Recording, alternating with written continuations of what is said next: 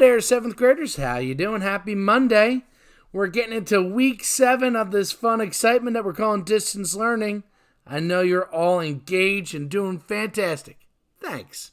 That was me giving you an invisible fist bump. Today we're going to talk about the ever-amazing presidency of one John Adams and the multiple events that were part of his presidency, including his election, that led to him eventually losing his re-election bid in 1800 and being our first one-term president. So, let's get into it. In the election of 1796, here you see a really poorly colored map. You know what? Probably should have chose a map that didn't have like a weird pink and green, like a mauve and fuchsia. Oh well. Anyway, Thomas Jefferson, the Secretary of State under Washington until he resigned angrily, and John Adams, the Vice President under George Washington, two men who used to be pals, the two guys who led America to the Declaration of Independence and pushing for us to declare ourselves as a new country in this world, now are pitted against each other in our first partisan election. Washington, remember, pretty much goes in unopposed. It was pretty much understood Adams was going to be vice president and Washington president. No one was looking at the two other elections with the Electoral College vote that anybody other than George Washington was going to be the president. But in 1796, this is a bitter election, and it is campaigning. You think that campaigns today are nasty? Adams and Jefferson were throwing verbal bombs at one another. You can't forget Alexander Hamilton's out there fighting on Adams' side as well, and it just got really bitter.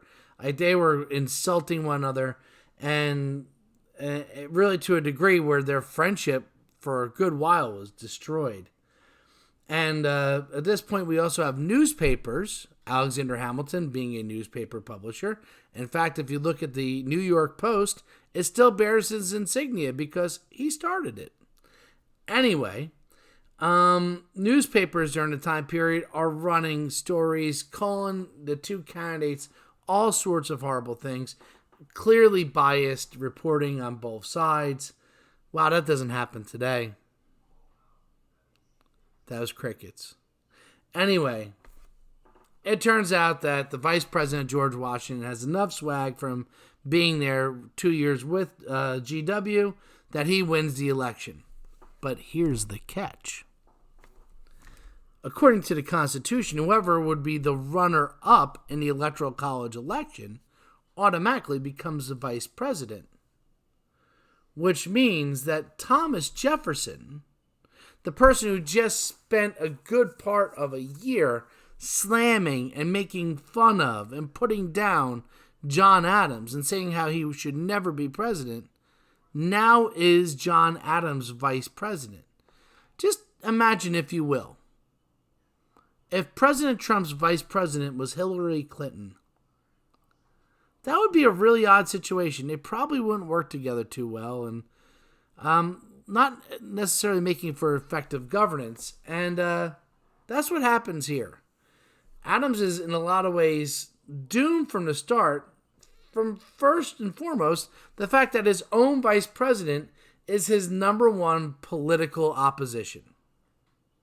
Let's take a look at John Adams, shall we? Here we see a painting of him from around the time that he was president. Love the color of that coat. Although it is kind of funny that the guy who led the fight against the British is wearing a red coat. So, Adams, in a lot of ways, was an opposite version of George Washington.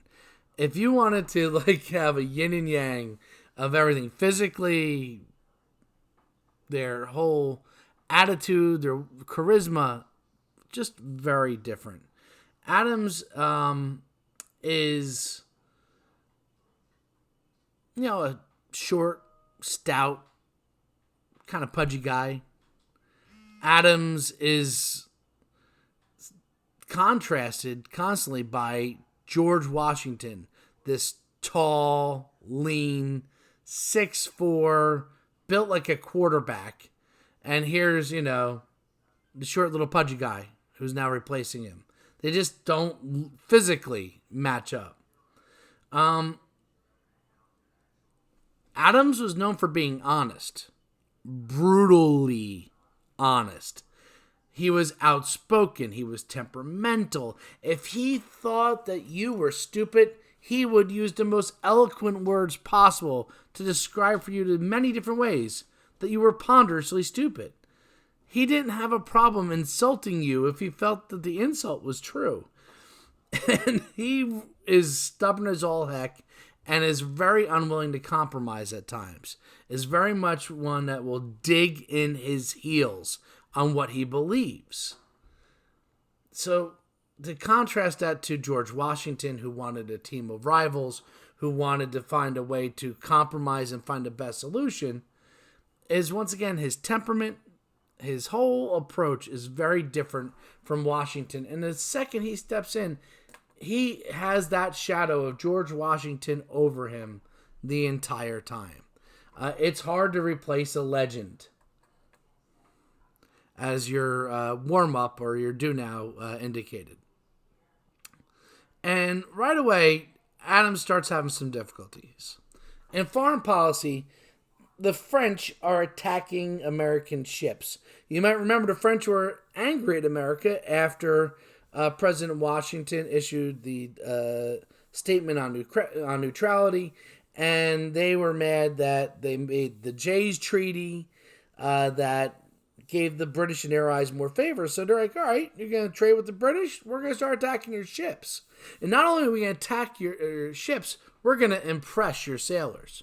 Now you might be thinking to yourself, Mr. Keelan, impressing their sailors?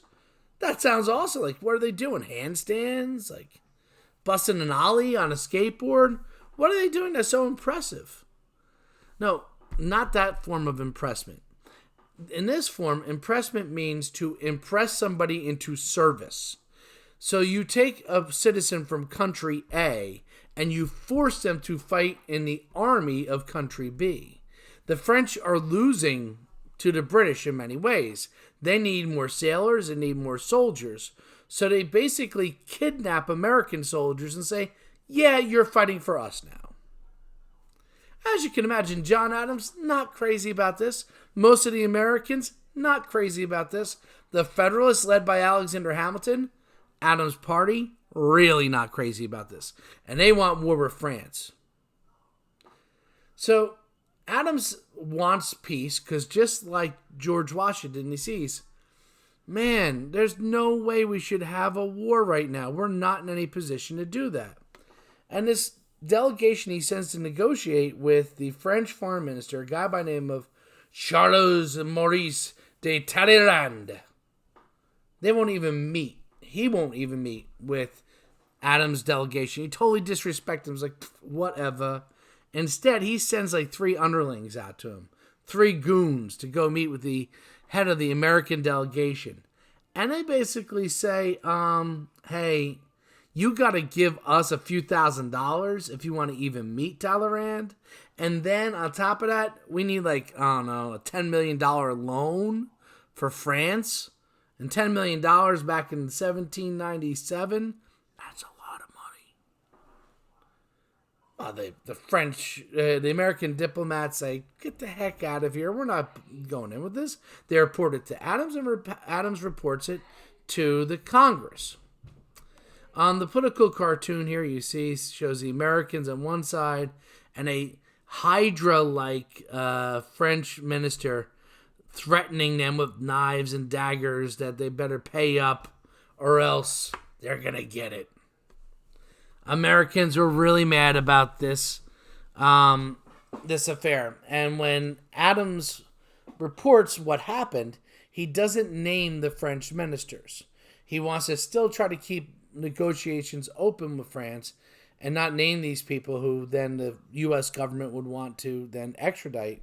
So he just keeps referring to them as X, Y, and Z. Like, calling them John Doe. He won't say their name. And Americans are like, dude, they threatened us. They wanted us to pay them to bribe them, and they're kidnapping our sailors, and you're not like coming down hard on them. We want war. And Adams really stands against pushing for war against them. So there's this feeling, this impression, if you will, that Adams is getting bullied by the French. And this keeps the Federalists more and more from not really wanting to support their own president and have their back, especially Hamilton, who was really pushing for war with the French. In the end, probably the right move. The U.S. was not in a position to go into war at this point. We're going to see the first war we get into after the Declaration of Independence, the War of 1812, does not go well for us. And if it would have happened then, we probably would have lost. So Adams was right that we probably shouldn't have been fighting a war at this point, but the right choice isn't always the popular choice. In this case, though, the right choice, the next case, the wrong choice